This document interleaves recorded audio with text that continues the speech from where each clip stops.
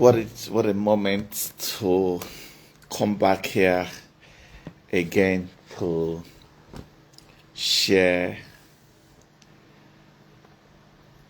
mutual ideas that will help us lead well. I'm excited about leadership now. I'm excited to share insight. I'm excited to unpack certain level of knowledge about leadership. And I've been in total leadership in the past let's say few years, no, up to 15, 20 years. I've been in leadership, and I've led several people, several organizations, and I've led people, I've led organization from zero where we were. Thank you, everybody. Floxy, thank you so much joining us. Good to see you here. SAJ, thank you for joining us. Please invite other people. It's going to be quite interesting. I have led organization.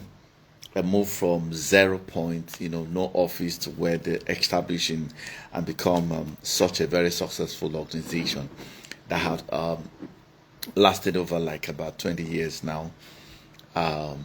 I have led organization in diverse manner where we were on the bottom rock, and we came back live. I've left organization where people were practically stealing from the organization, and we reversed that trend.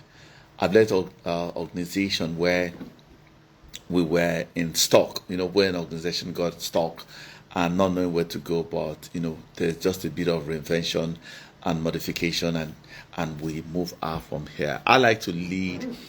I like to buy organizations that are dead, and I mean like what there are companies that I own today. They were dead, completely dead, and I've led them to become successful, what we call successful, and all that.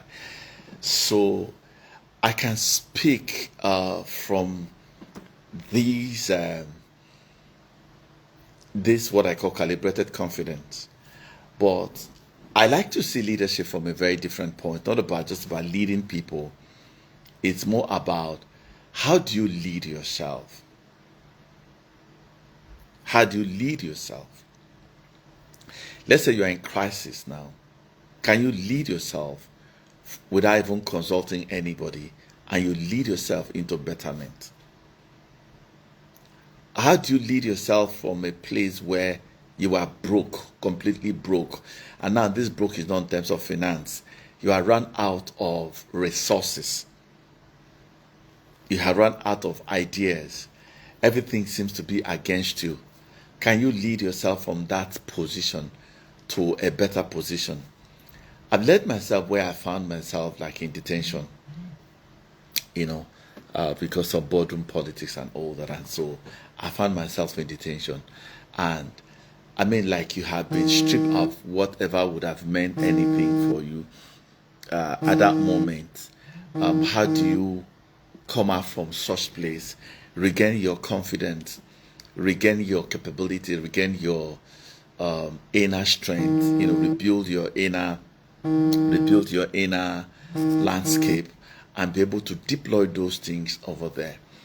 I've led myself where I was practically homeless, and and that homelessness was it's either I'm going to cave in and go back to the village, or throw in the towel because you think that you have tried everything within your orbit, within your capability, and you want to go back. But I left myself from that place of crisis. I've also led myself completely from where marriage didn't work, strongly it didn't work, and it was a big crisis where how do you lead yourself from this place, where you could find that momentum to discover that you are more than what the failure, and the failure become a catalyst to push you over there. How do you lead yourself basically where people are, yeah, it's good to see you here. Thank you, Favor, for joining. How do you lead yourself where people are always rejecting you? People are rejecting you. You build friends and, mutual friends, and you have built to such a place where they are now in good position and they never remembered you. And you're just wondering, was this thing a fluke? You put in your best, you could be trusted, you could handle a whole lot. So how do you lead yourself from that place, where you can find yourself and say, hey, I did it, and I come back over there. I'm going to be sharing some tips that have helped me, especially what I call the self-referencing. Self-referencing in leadership is such a powerful tool that I glean strongly from great leaders and thought leaders and even spiritual leaders who understand what they call self-leading. When I talk about this, I lead myself from a place of disadvantage where I find myself to a better place, a better stage where you have formidable stance to be able to drive processes irrespective of the challenges. How do you do your best where you're owing the bank? And on a daily basis, you wake up and open your bank details. You know that it's massive, and people outside will just think that, oh, it's all going well with you and you're doing so well and all that. They see the effect, but they don't see the root. How do you do yourself consistently from that kind of depth position where you can now gain back into a bit of liquid place as well too? I talk about this to talk about leadership, because leadership doesn't really mean that you have to leave a set of people team. Yeah, that's part of it, but I'm more really concerned how you lead yourself. And when you're leading yourself, welcome back to joining us. How do you lead yourself? Because you see, true leadership is self-leadership. And if you have not led yourself out of crisis, successfully reinvent yourself, recalibrate yourself, rewire and reconnect to your authentic self, then you can't be able to lead people, because you see, people come with crisis. So, which is what we're going to talk about today. How can I be a non-reactive leader? How can I be a non-reactive leader? And so I want to build it off from the self stage.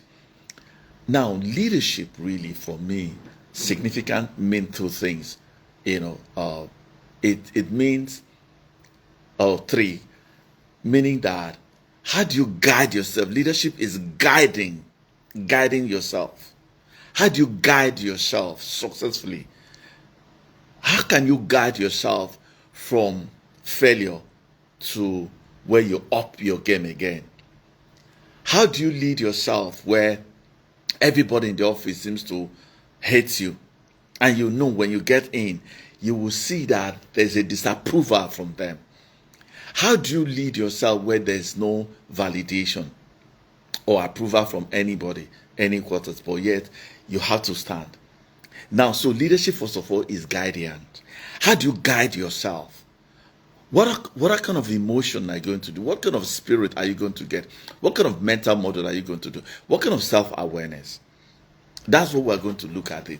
And so it's very easy to lead other people, because you see, other people are crisis.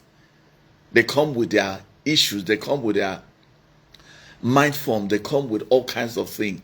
So now, if you lead yourself in crisis, you'll be able to develop strategies and mental capacity and mental toughness so that you are able to deal with other people.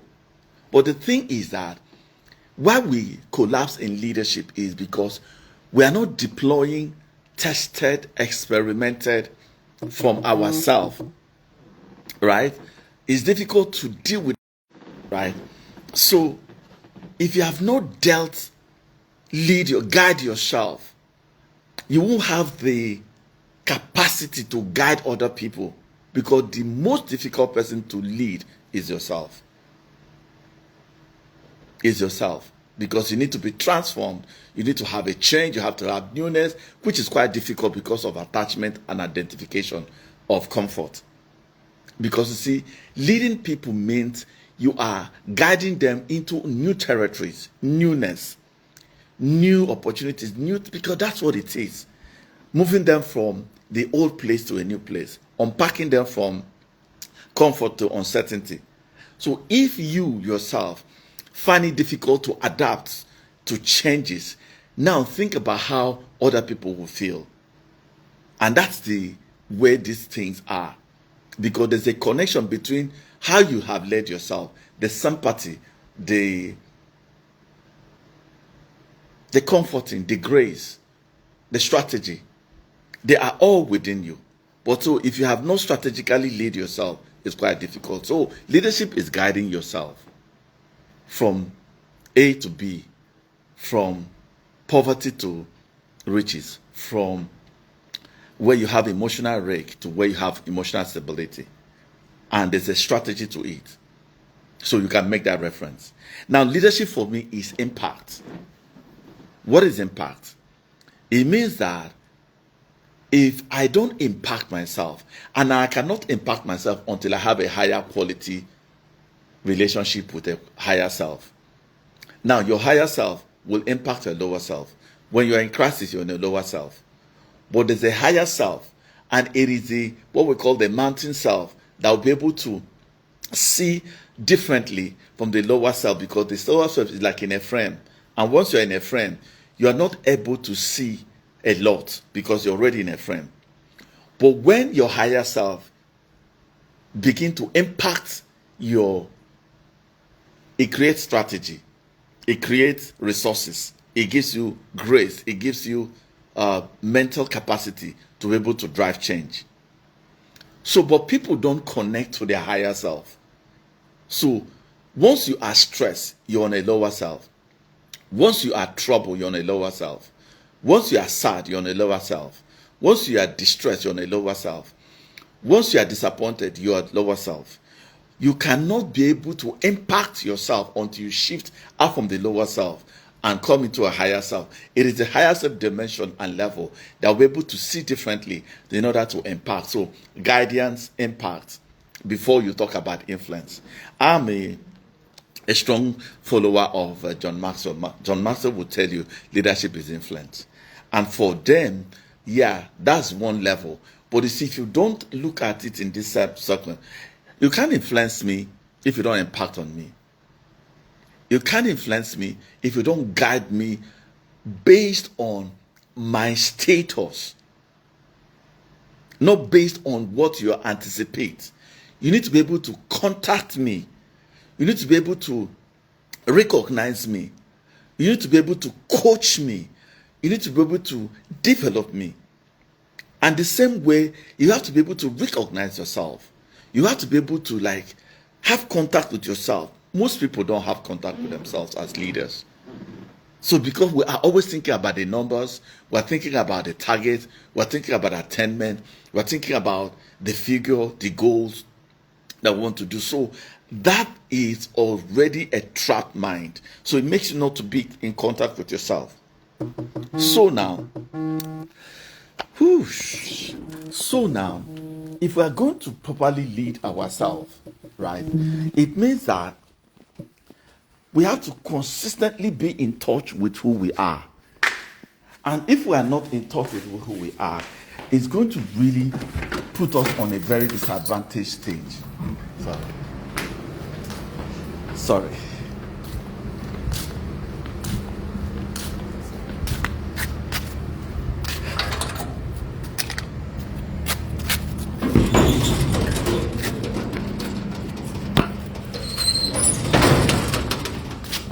Position.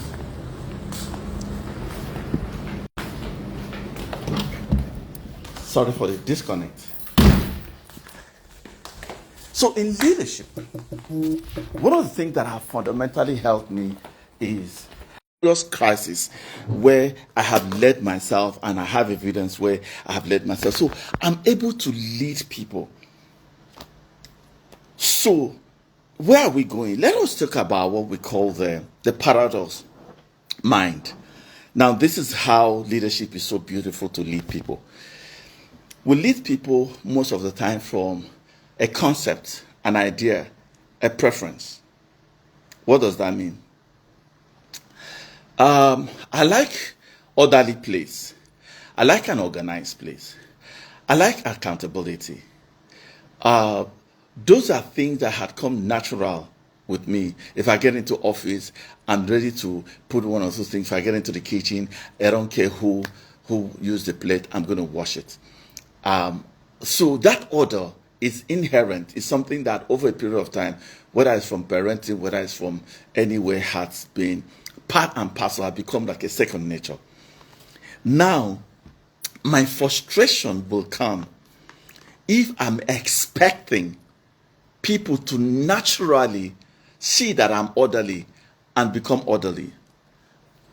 First and foremost, the meaning I give to it, the purpose, is different from myself, is different from other people. Another person might just get into the kitchen and say, okay, I'll wash the plate when I want to wash it. That is their own. But your own is that you want to finish and wash the plate. I get into the office, for instance, okay, I think it was last week.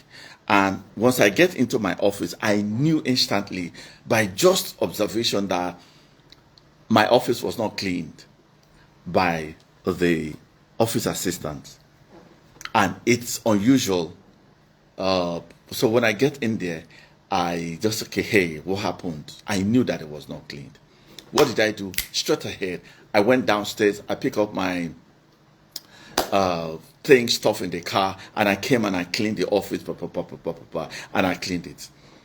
Another leader may never have done that because he feel that, oh, I'm paying that. Why are they not paying it? And it will disconnect your life completely. And from that moment, you're already in a tense moment because the office is not, you're shouting, you're doing and all that. But that's reaction. That's why I say, how can we become a non-reactive leader? So another person will get into that office.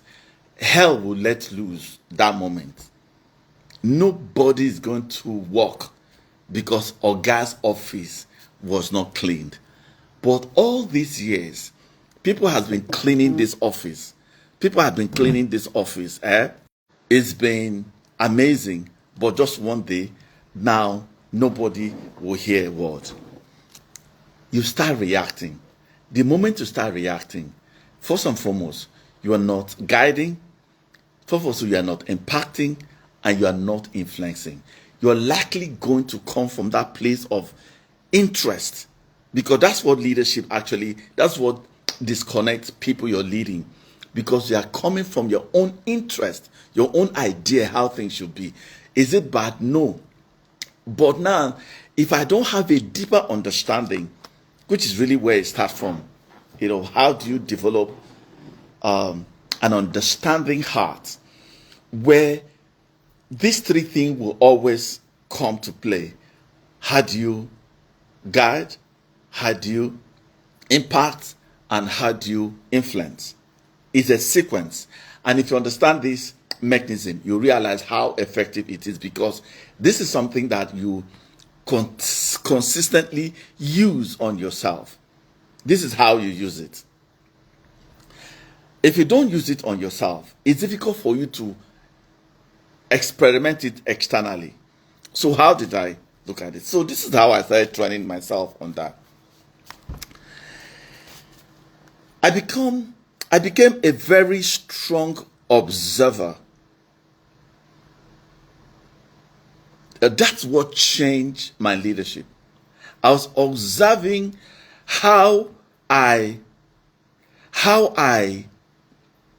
guide myself. Like now, I'm guiding myself to be very calm leader.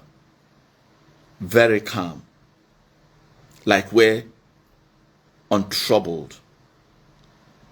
How can I get into a situation and I'm really calm? I mean, if you watch me, I wasn't this calm, when I started speaking. I used to have too many things. I want to rush it. People were, I feel I really, apologize to people then. I was so fast. There were too many things to give. But now I'm coming because it's not in the volume of words. It's now in the summary of ideas that is expressed to people. So I started observing myself, started guiding myself. Sometimes I miss it, sometimes I watch. So there's what they call the mind, the leader's mind. The leader's mind are, there's a lot of keys. I won't unpack them. But the greatest of all of them is observation. How will I become an observer? So I developed a few models that has helped me in my leadership. And is it working? For me, it's not about leading to people. It's about how I've led myself into satisfaction, fulfillment, and loving myself in the leadership. What did I do? I create a mental model called an observing mind, because we have two kinds of mind: the thinking mind and the observing mind. You know how you are in a place, maybe you are reading as I'm talking, you're thinking about the gate, or who's at the gate. Now, that's a thinking mind. Observing mind is that you are here, you know that you are thinking about the gate. So you are now becoming self-aware of your thought and where the thought is coming from and what is influencing that thought. Now, but up to that moment, we were just flowing with our thought.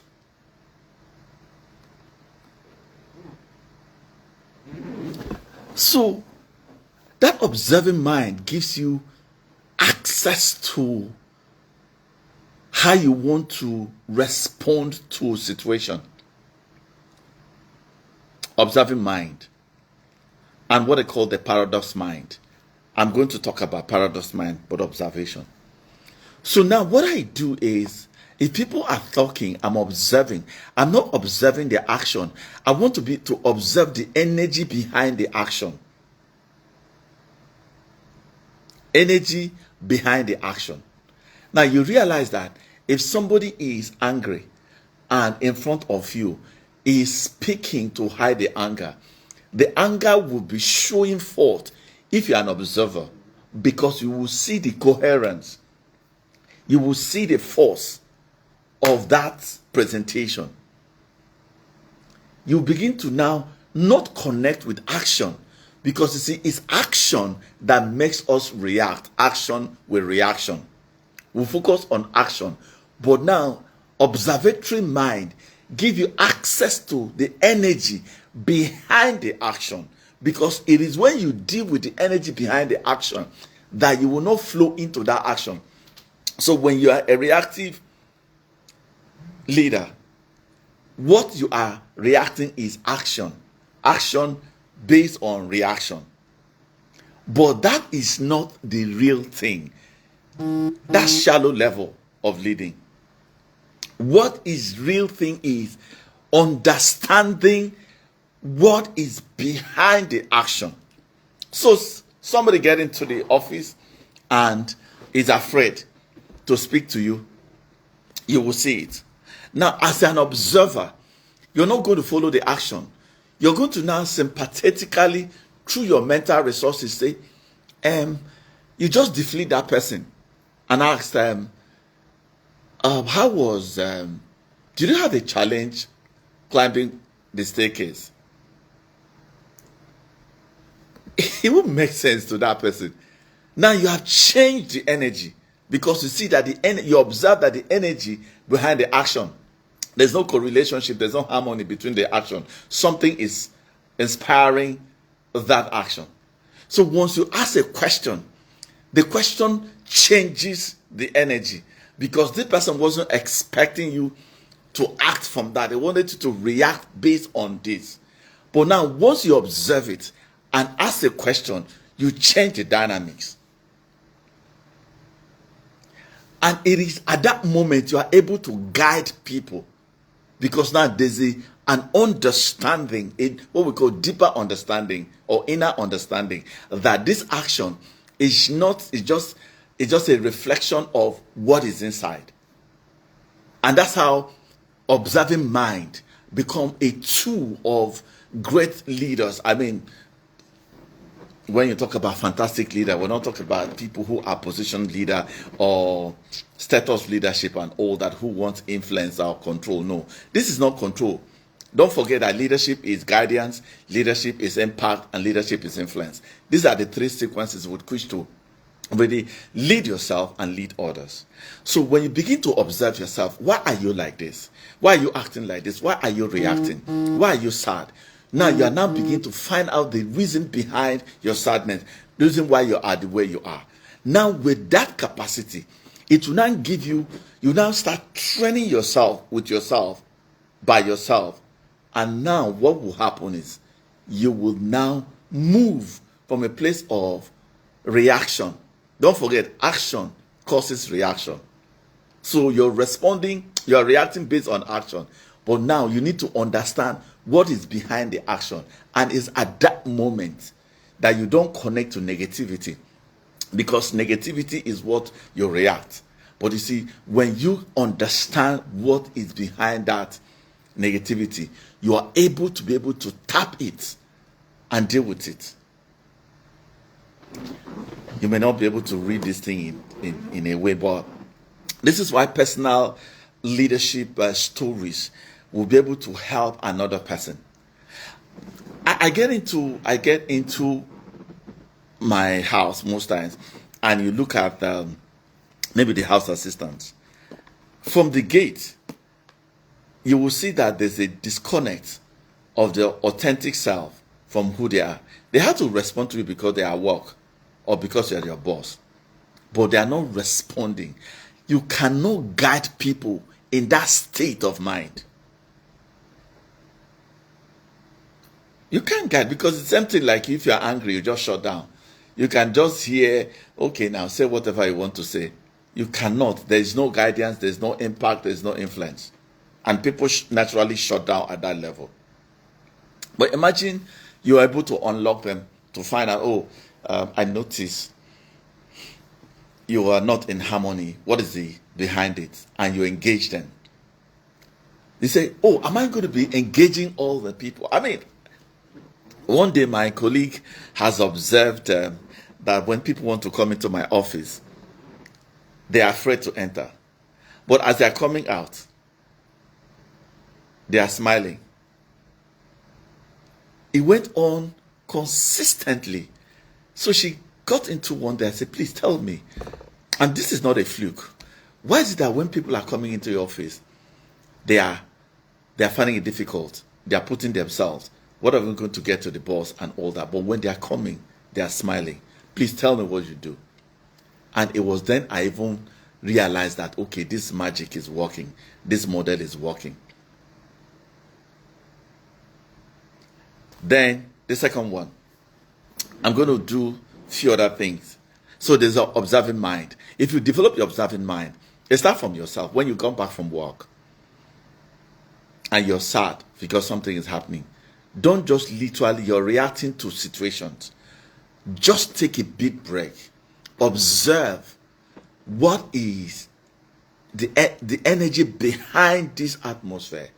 If you can connect to energy, then you can begin to guard yourself well. Why are you not sleeping well? There's a reason. Don't just complain that I'm not sleeping well. Sit down to observe the patterns. And once you start observing the patterns, you find out that you begin to unlock the energy, what is behind it. And this is how leadership is done. And that's where you can now guide, impact, and influence. Because you're not just looking at the actions, you're looking at action behind it. If there's a performance, one of your colleagues or somebody in the house is not performing, don't just say, they are stupid.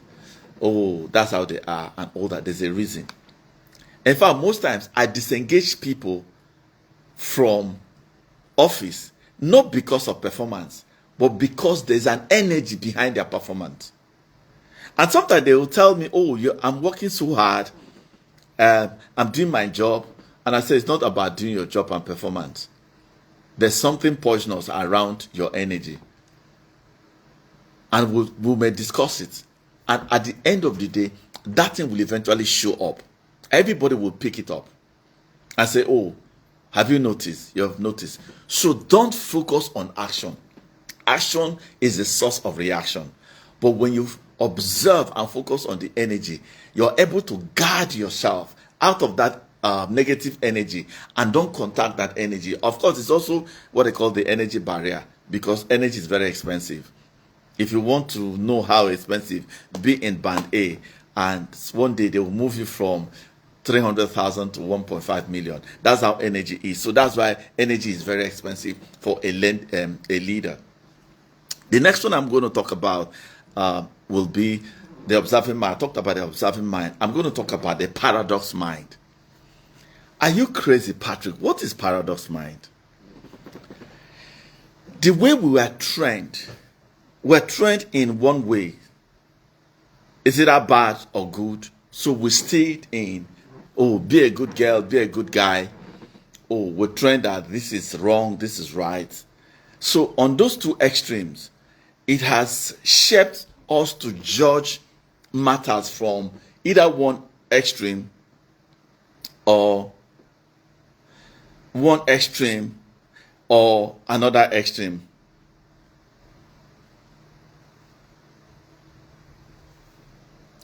So now what happened? Because of that, we now attached, if this person is nice, is nice. This person is good, is good. This person is bad, is bad. So this is now what happened, how we are trained. So we begin to judge people from our known.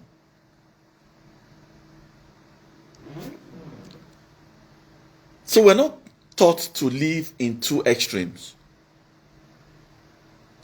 Unfortunately, you have to live between failure and success, for instance, because failure on its own is a catalyst of success. So if you are not incorporating beauty and ugliness, you won't be able to you can't advance. You must think ugly, you must think beauty. In this paradox thinking, it gives you access to be able to incorporate them and integrate them and use them well. A leader who thinks in one extreme becomes judgmental. And once you become a judgmental person, it starts from how you judge yourself. You know how you tell yourself you're not doing well. But you know, beneath that not doing well, because of the figure, because of the target, you know you are praying. You know you're making effort. You know that consciously you are doing your best. But maybe your best has not been able to harmonize it with the target or with what expectations. And now you are putting pressure on yourself.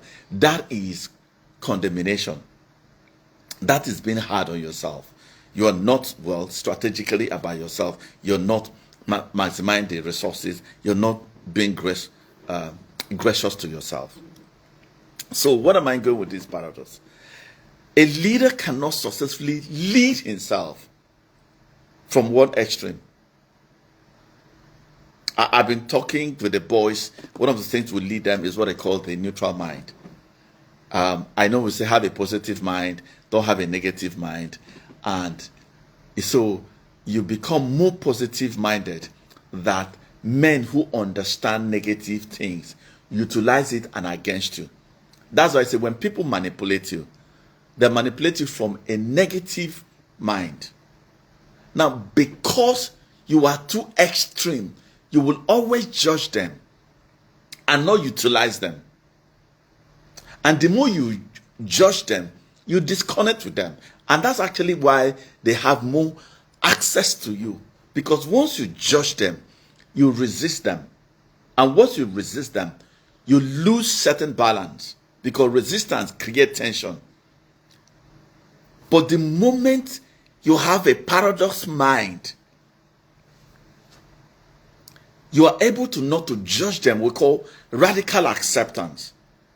It is in radical acceptance that you can connect to their hearts. But once there's no acceptance, and also, of course, we have read a particular scripture that said, resist the devil and he will flee. So that resistance has conditioned us to resist anything that is not in harmony or in alignment to our extreme. Let me explain it. So let's say that I was raised in a home that my dad would tell us, once you come back from school, go and fetch water, do what you need to do, don't go out. And it was good idea. But that was overprotective. Now this is the paradox. So one day I think I was coming, and there were this set of guys who were waiting to deal with me. They wanted to revenge. I think my sister had done something, and they were just looking for me to pounce on me, because my sister lived in paradox. My sister once in a while follow up all kinds of people. It was a very tough thing for my dad to handle. So she go out there, she mix with them, she understand their strength, she understand their thinking pattern, she understand their strategy, she understand their weakness. But me, I was in one end, good boy, papa's boy and all kinds of things and all that. And I wasn't in there. And now, when they want to deal with you, they will take you to a particular point. And that point where it's sandy. So what they would do, one person would just split sand, and they will have a system. So if you're not them, you'll just think that they are playing. They just come and be playing with you. They don't play. Another person will just flash you, and they round you up, and they pour you sand. They will beat you, mess you up like this. It's only by the grace of God that you'll be saved. Now you see, if you grew up over there, you become bitter, become judgmental around them. You classify them as bad people, and you now start living in that separation between bad and good, bitterness and sweet. And this is also how we get into sweet things. So you like sugar. When they give you bitter cola, you don't want to take bitter cola, and so you prefer. That's where preferences start coming in. That's where prejudices start building in. Now, what happened? Think about it. Let's say that as you're growing up, your parents will want to give you sugar, and the next day they will give you bitter thing.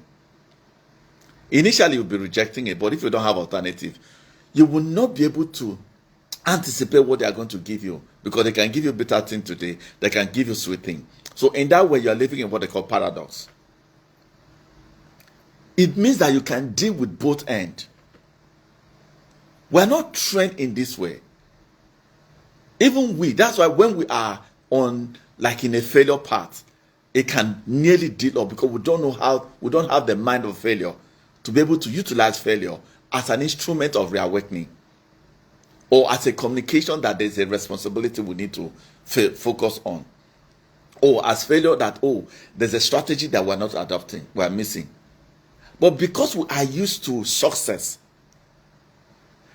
I was talking to them, was it yesterday, that the church need to change the prosperity message and begin to incorporate poverty. And in fact, I feel that poverty will be more talked about to be able to advance prosperity. Because you see, there's a flow of capacity that comes from that place. That's why you see, if you check out people who eventually will lead most successful people, they were people from the ground.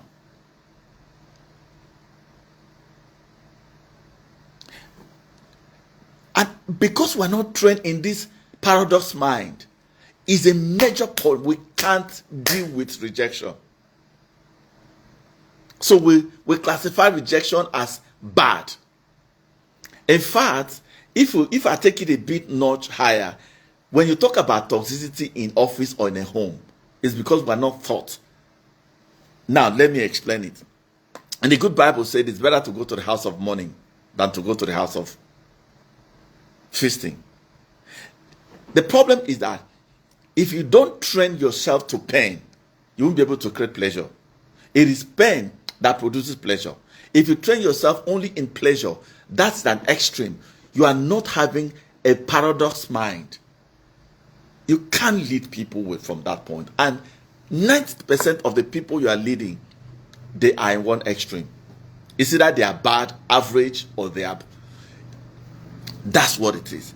But for a leader who has a paradox mind, who has come from XYZ, where, like, for instance, I'm coming from maybe a lack of no job. I understand what it means not to have a job. I understand what it means not to have a home. I understand what it means to trek to come to work. I understand how it means that not to have an office, but you have to still perform your duty. I understand what it means not to have a petty cash to run your organization because your boss is not providing. I know those things because I've been there, and they are not strange. So I can pick up my colleagues who are struggling. Why? My observatory mind has connected to my paradox mind. My paradox mind means that I live in both extremes, so I can weigh it and not judge it. If you develop these two concepts, you become non-reactive. And it has to start from you. This is a paradox. This something my thoughts are.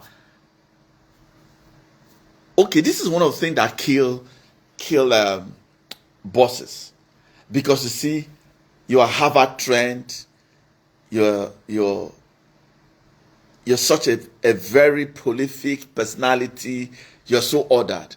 You get into office. Now you live in a polished home and you smell right. Oh, let me even talk about this smelling. I think it was last week. So last week I had to go with my colleague for a meeting so that you can help me pack. I was driving. As soon as I entered my car, my God, he was thinking, with due respect, he was really smelling. He knows, and I always tell him. Now, I have to endure because number one, I know he has run out of, what's it called? He had run out of it. Recently, I have given him money to do XYZ. I showed him even the local way. If you don't have this in roll on, I want you to do, get lime, mix up over there. This is how to wash. Make sure that you shave. Make sure you do over there. So I have trained because I have also been there. And maybe nobody was able to coach me. Nobody was able to guide me. Nobody was able to impact me. Nobody was to influence me. So, and I told him, I didn't talk to him until I bear that smell as part of those paradox. And I lived in there. And when we got back to the office, that was when I was to them. I said, I have talked to you about this. I'm the only one who can talk to you over there. Soft answer turned that way rod. So I sat with him because also mindful not to talk down on him, because when you talk down on him, you can't impact him. You can't influence him because you are not guiding him. You're guiding from a place of advantage. I stay in the air-conditioned office.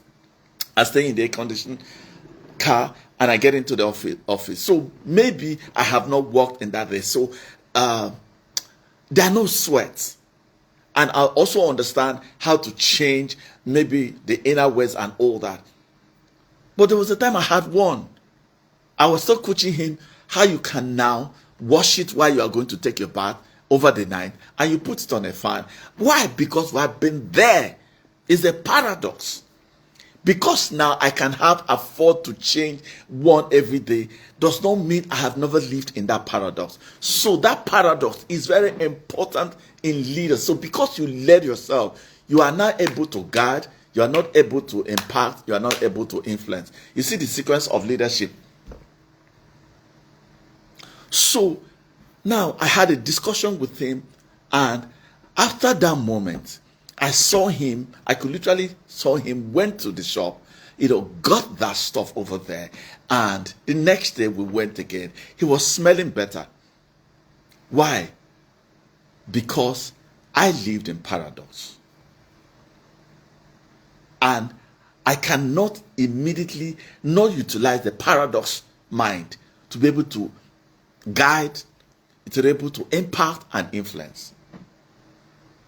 And what it does that you're not now reacting from the action, you are responding from that sense of core. And that's why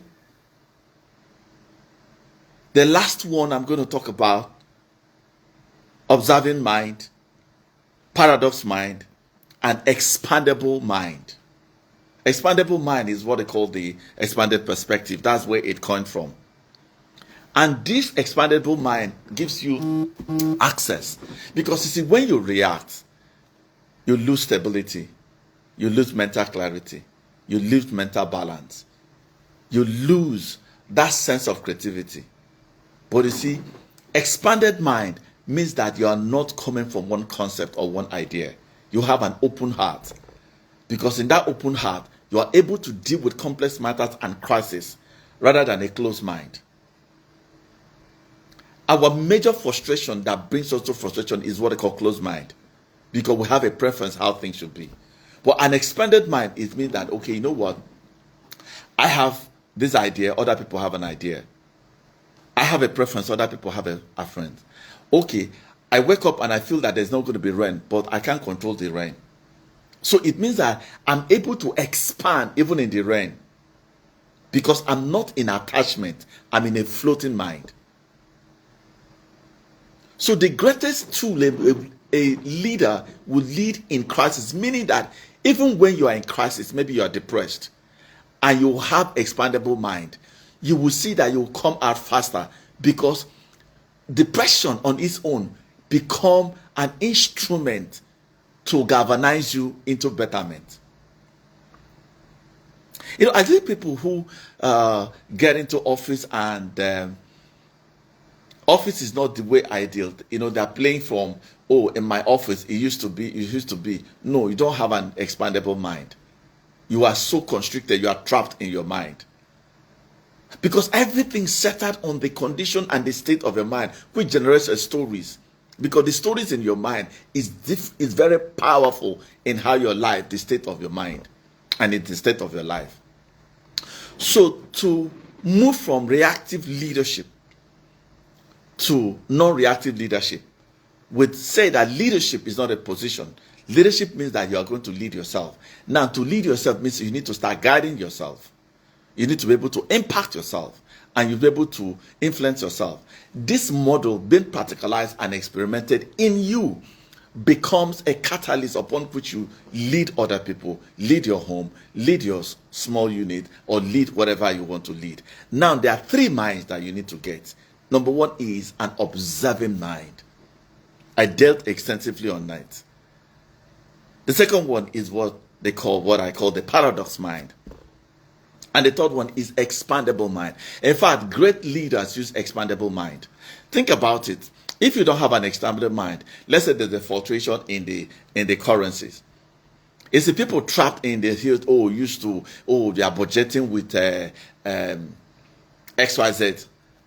You see, people who are forecasters, they will now tell you, okay, hey, we can't budget with this thing because we are not in control about dynamics. Because one war can rise between Russia and this, and it will impact the economy.